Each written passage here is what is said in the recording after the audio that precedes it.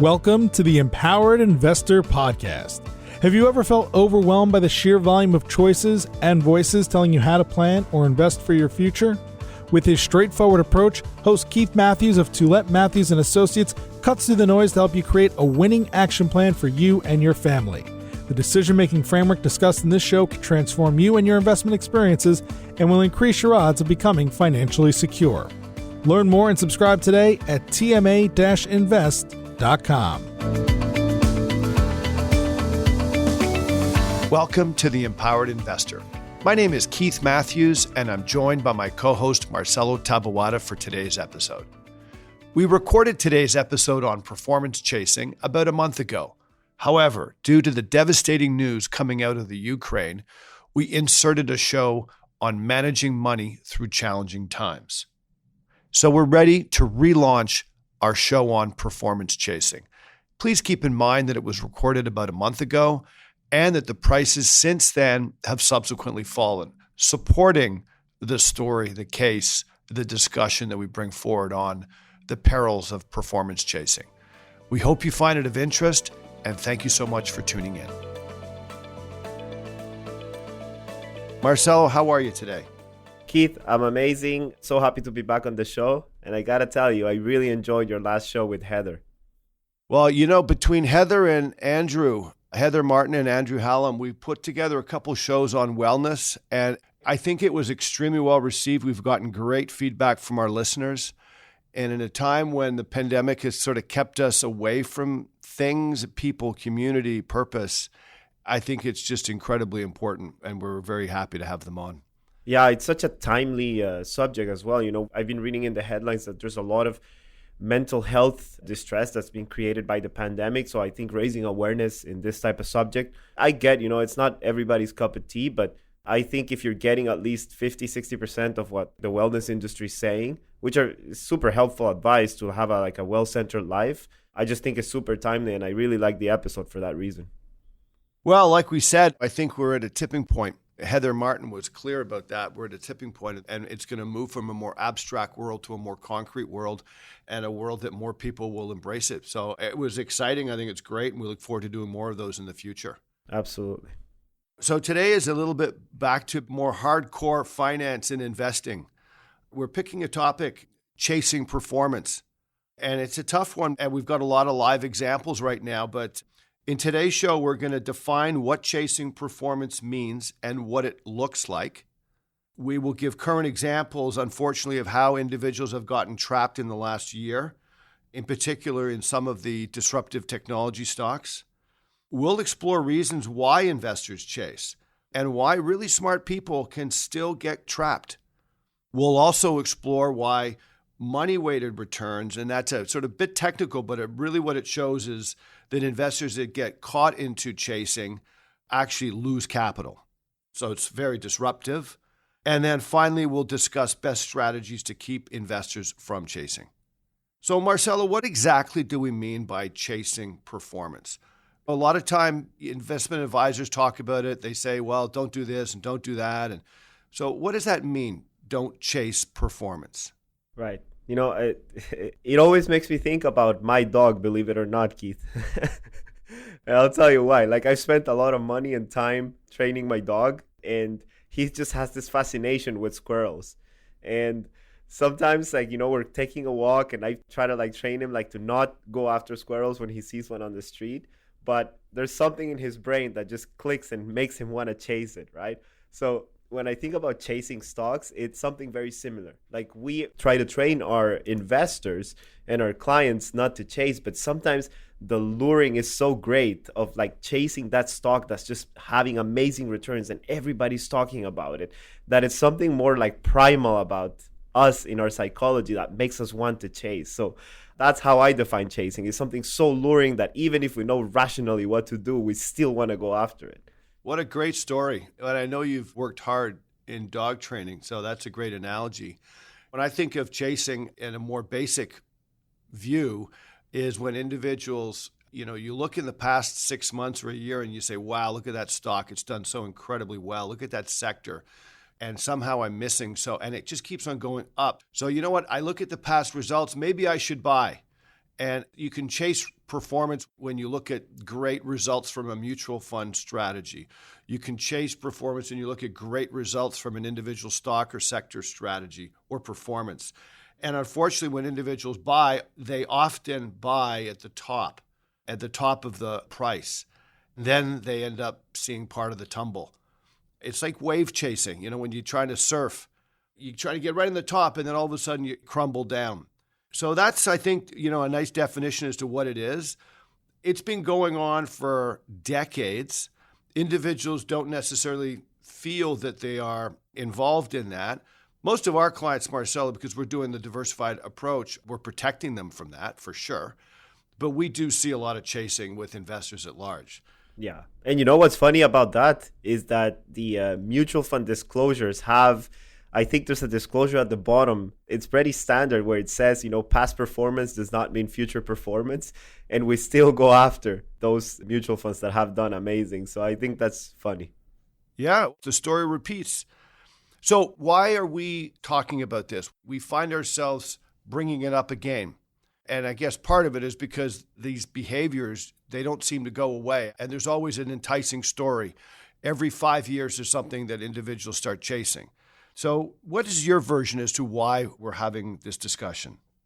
I think, like you said, it's something that keeps coming up and we just don't learn from history. And it seems like every so often we need a reminder and we need to check ourselves when it comes to this type of behavior because it ends up wrecking so many portfolios and so many people's financial lives. And you just got to believe that if people are bragging about this stuff when the stocks are going up after, it creates a lot of pain too. And you don't hear that much about that. So I think it's important to go over the stories and the history of the past events that we've had where people have chased and gotten burned. And just as important to bring it back to so we don't have to fall into the same pitfall again. Yeah, that's an excellent point. I would also add to that, Marcelo, what's nice about repeating the story is it allows individuals with diversified portfolios to appreciate their diversified portfolios. That's true, exactly. Right? So, sometimes it's not obvious why you stay diversified. Sometimes people see these great big surges and they go, well, can I get some of that? And I think reminding individuals that you can get burnt easily is a great way to show the benefits of diversification. So let's start getting into the narrative here. Like, why do investors chase? Like, what are the things that motivate? What are the things that attract? What are the things that encourage investors to consider chasing? Or they're not considering it, but to actually, unfortunately, succumb to it. Right. So I think if you've been a listener for a while in our show, you know that these are recurring themes, right? So I'm going to name a few, but we can talk them over, Keith. So I think one of them is the exciting and captivating stories that we have when it comes to this type of stocks. I think as humans, we're wired to believe in narratives. We're wired to follow compelling stories throughout history. So it's wired in our DNA. Then we have fear of missing out, or what young people call FOMO, right? Human nature. Like I said, it's almost part of our DNA to want something we can't have and something that's so shiny. Absolutely. This is where emotions come in, for sure. All right, keep it up. What's up? What else? We have, obviously, social media just amplifies this. And the pandemic, more of us were confined. We were more online. We were more in a world that's completely virtual. We're more connected into the social media sites, Facebook, LinkedIn, Instagram, Twitter. So we're seeing this stuff constantly. So I think this just amplified that already chasing behavior that we already have. That's an excellent point. If I go back in my career, like the first three that you mentioned, the captivating and exciting stories, fear of missing out, human nature, emotions, that's been around for decades. And people got caught up in the double O with chasing tech and chasing research in motion later and chasing oil stocks around the same time. I mean, it's been around for a long time. What's new in the last 5 years is the amplification through social media, the TikToks, the just Facebooks, the sort of the guerrilla marketing that goes on at social media levels is enough to push it over the edge. TikTok specifically is very scary. Like I've learned that with the young guys that we had that podcast with, and the algorithm just keeps rewarding stuff that you keep liking. So if you think about a feedback loop, if you're constantly like liking stuff that's related to like chasing stocks and different trading ideas, it'll just keep regurgitating the same stuff all over and over and over.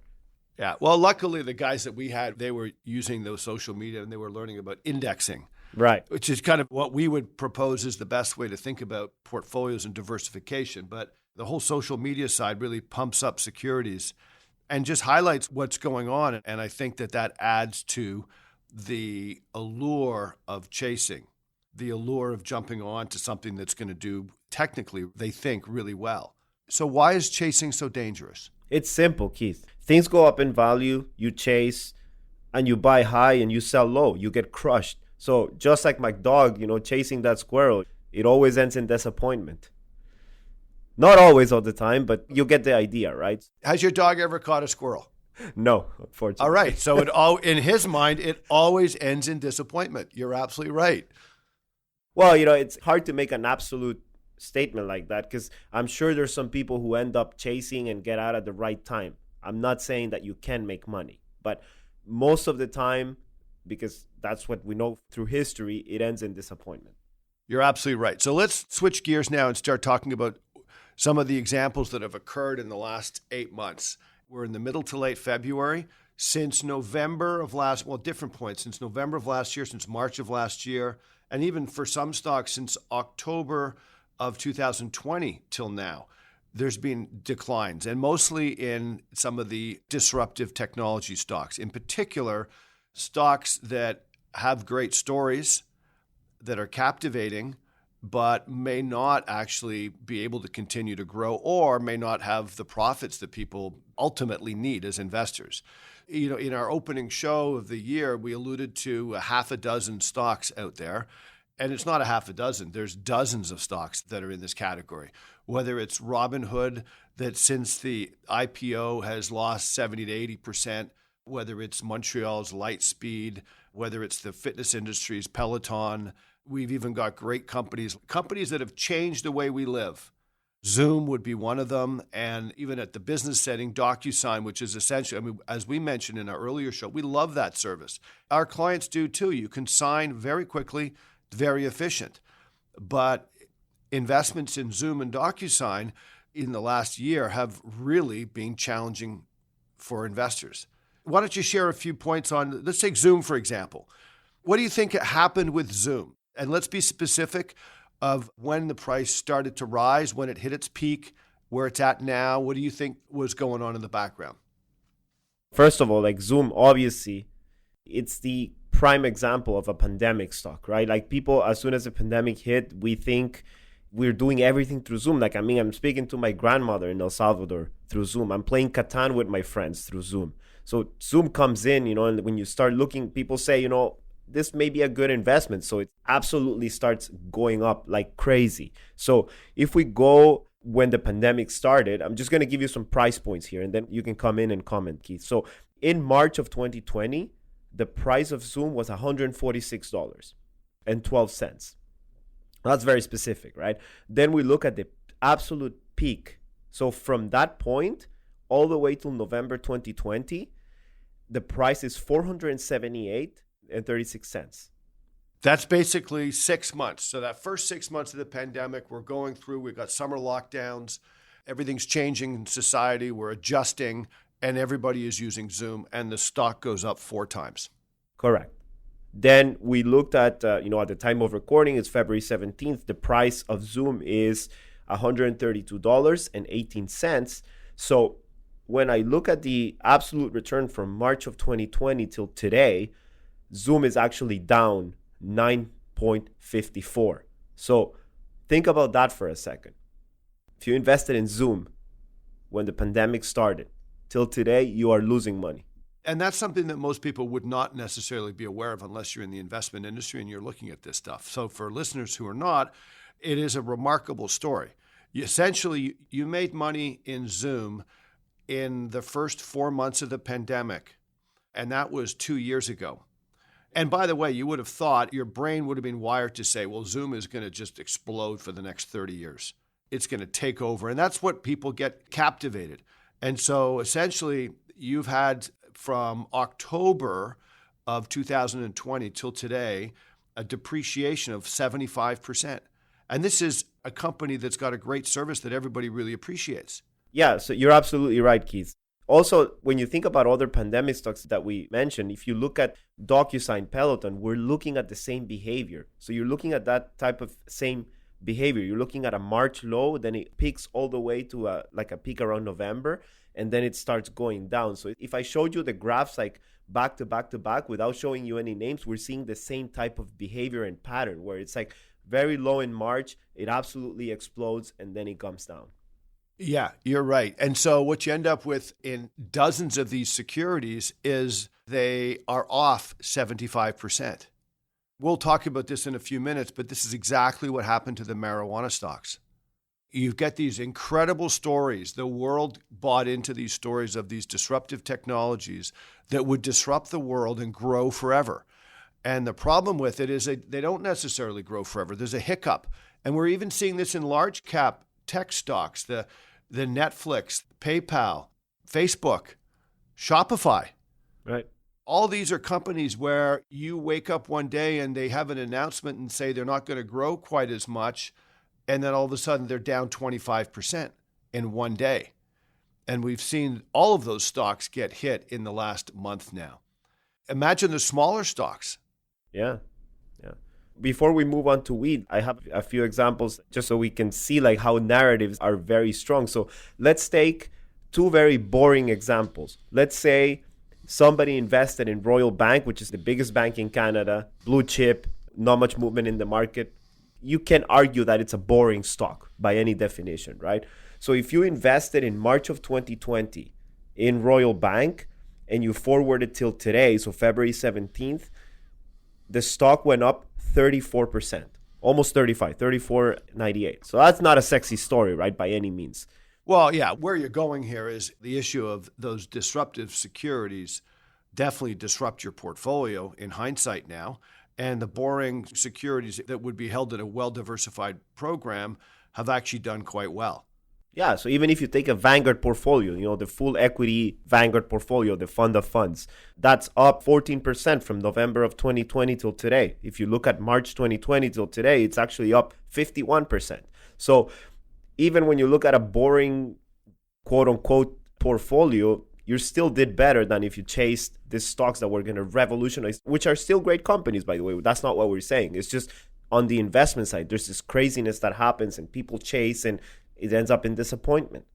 You're absolutely right. The general market has been very strong. Diversified portfolios have produced great results. Those that have chased some of these stories have unfortunately hit a wall. And the reason we're doing this show today is just because it's happening right in front of us. We're seeing this right now.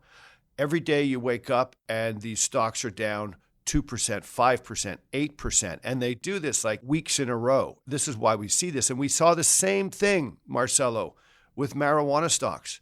Like, let's go back and look at that because that is another great example of chasing. So in a matter of 4 years now, we have in the Canadian marketplace these incredible examples of securities that are getting pumped up, individuals chasing, and then losing capital thereafter. So what happened with marijuana? Let's go back and look at that one for a sec, because it's a very fascinating story as well.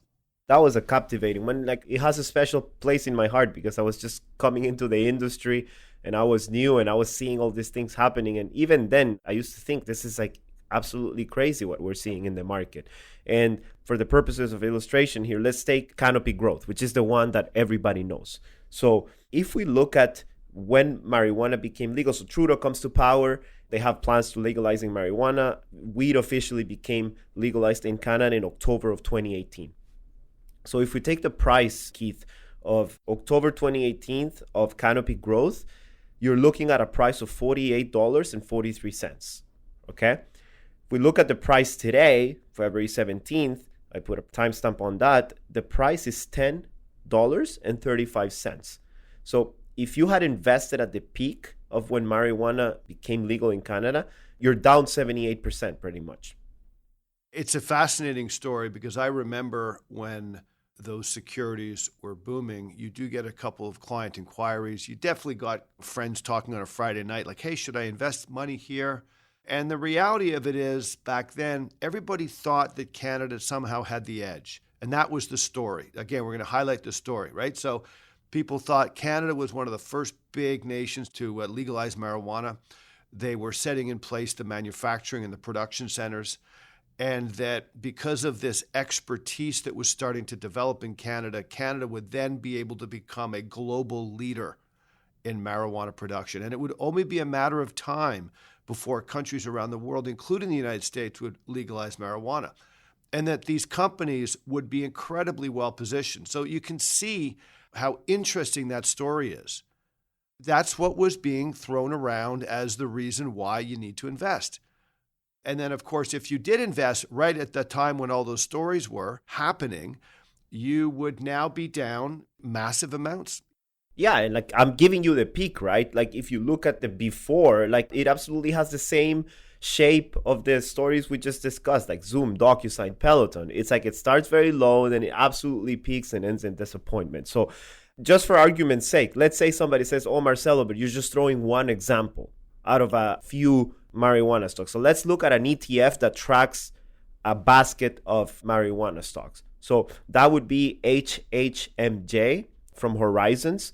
So if I showed you the peak of October 18, so October 2018, marijuana becomes legal, the price of that ETF was $18.57.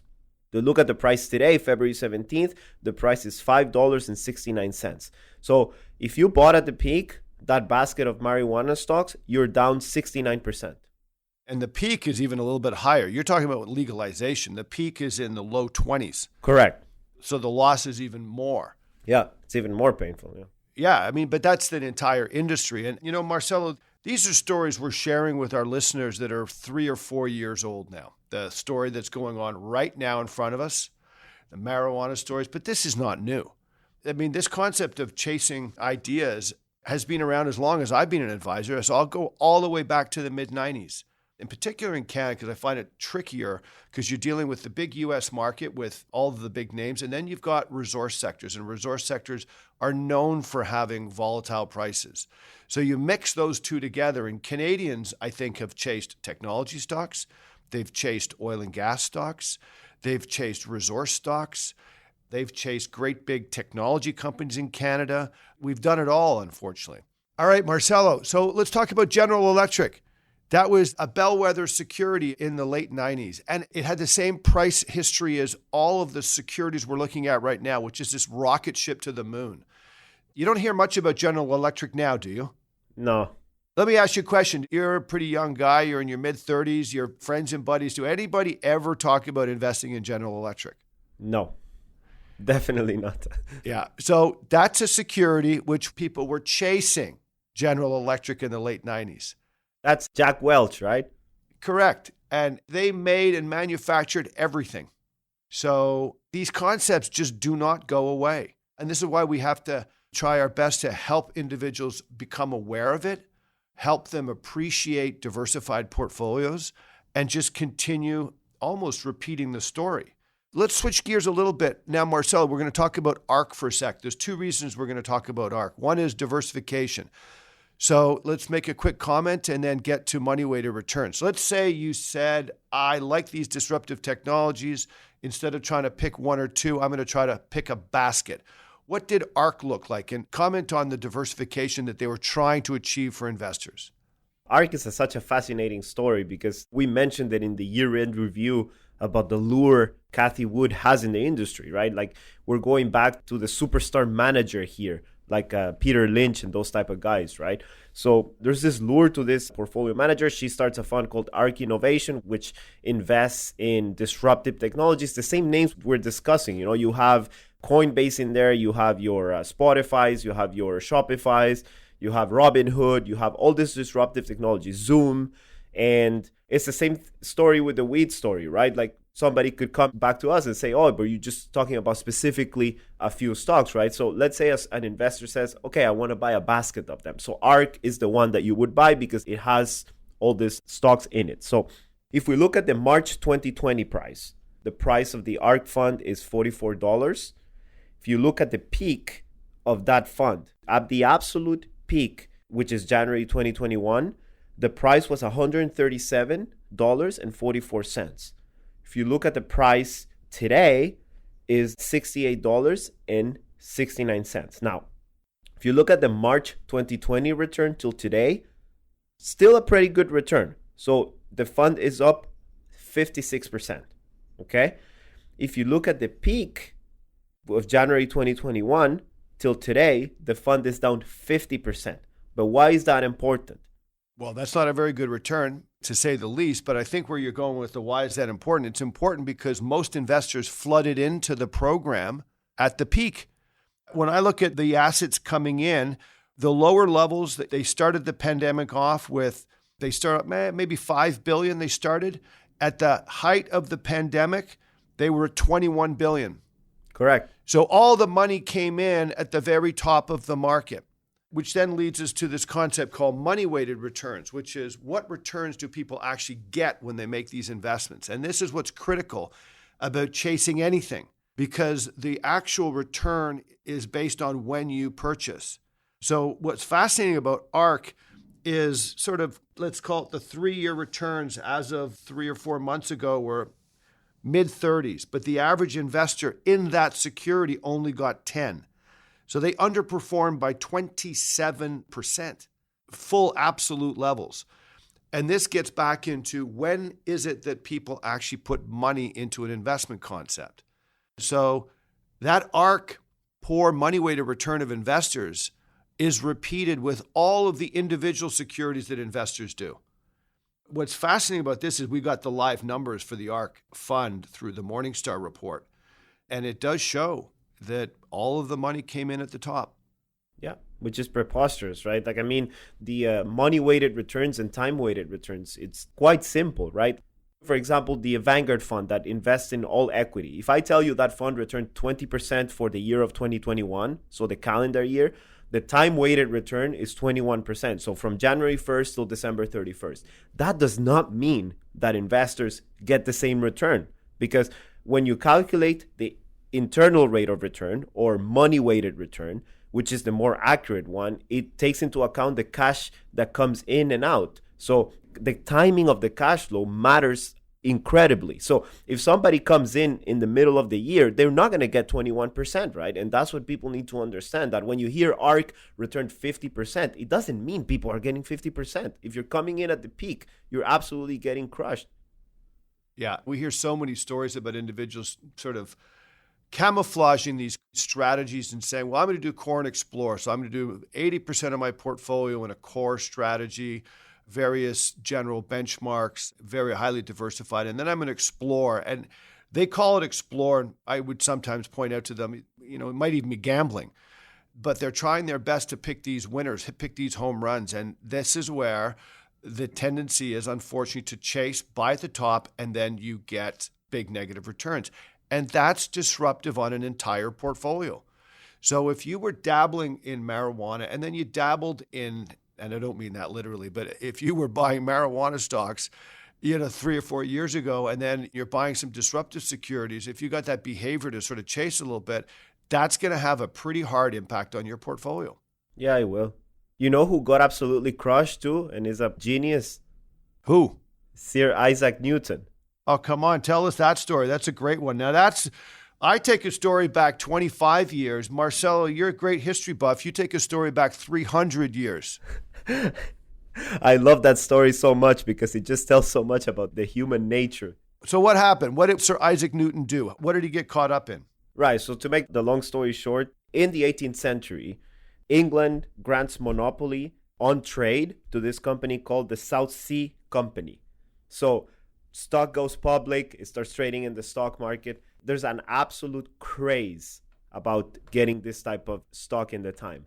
So what you're saying is they have a story, right? It always starts with a captivating story. Correct. All right. Sorry about that. Continue. Think about that time, right? Like the global economy depends on trade, right? Like the Spanish Empire was trading silver, they were moving spices. So England is also participating in this. So you have this company who has complete monopoly on the trade that's happening in all these places. So the stock goes public. There's a fascinating story there. There's a narrative. So when you look at the graph of the South Sea Company, it looks exactly like what the stocks we're discussing now. So Sir Isaac Newton, which is like one of the smartest people in history, he gets in at the bottom, right? So just before it peaks. And before it reaches like the absolute peak, he gets out. So now there's this like element of FOMO that kicks in. His friends starting getting richer, people still talk about it. Right before it peaks, he gets back in. So hang on, just so I understand this. He got in at the beginning, made a little bit of money, so he feels good, he feels confident. Then he gets out, then he starts seeing a lot of his friends, colleagues, and the market continue to do up, and then he waits, and then he buys at the top? He buys at the top, not at the absolute top. So he re-enters just before it has the ultimate peak, and then the stock absolutely gets crushed. It goes down, and it tanks. And when did he sell? Initially, he got in when the price was around 200. Right? Then he gets out when the price was around 400. Then he re-enters when it was 700. The stock peaks at almost 1,000, and then it comes crushing down again to around 100. And so he gets out at 300, 200, and 100. Correct. So what's so fascinating about this story is, and we use this to highlight how, at the end of the day, super, super smart people, super intelligent people, technically even super rational people can succumb and end up getting caught in chasing. Yeah. He had a great quote at the end. And he said, after losing all his money and his net worth being completely crushed, he said, "I can calculate the movement of stars, but not the madness of men." Oh, what a great quote. What a great quote. Well, you know what? These kinds of discussions have been occurring ever since I've been an advisor. They're happening right in front of us right now, Marcelo, with some of the securities that we're speaking about. Let's wrap up the show now with a few takeaways as to what to think about here when it comes to chasing performance.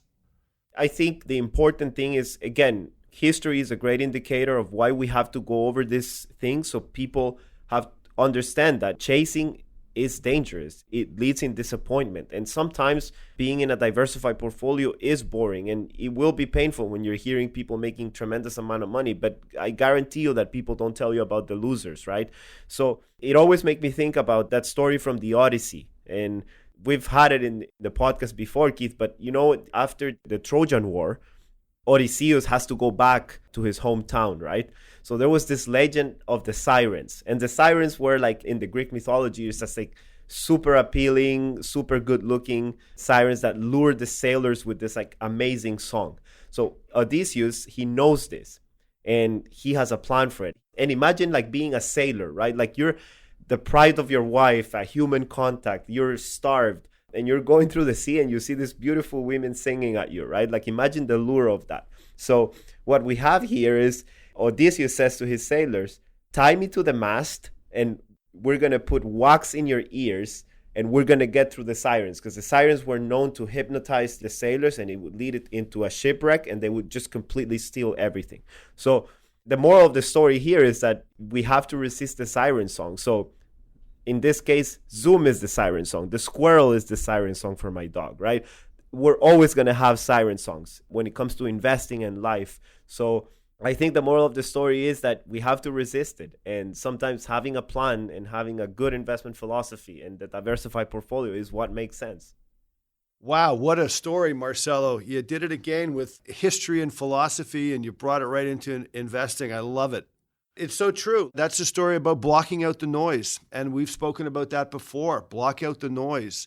Understand that chasing is a pitfall. So you got to understand that it can lead to losses. And so I always think back and I say, become aware of pitfalls, understand what they look like, try to identify them, and stick to your plan and stick to your diversified portfolio. You will be much happier and get much better returns over the long term. So listen, Marcelo, that was a great show. We covered a lot of ground. It's a major pitfall that we like to review from time to time, and we've got live examples in the market right now, and I think it's worthwhile to note to our listeners. So, Marcelo, thanks for being on today's show. 100%. It was a pleasure. To our listeners, thank you so much, and we'll see you in 2 weeks. Bye. You've been listening to the Empowered Investor Podcast, hosted by Keith Matthews.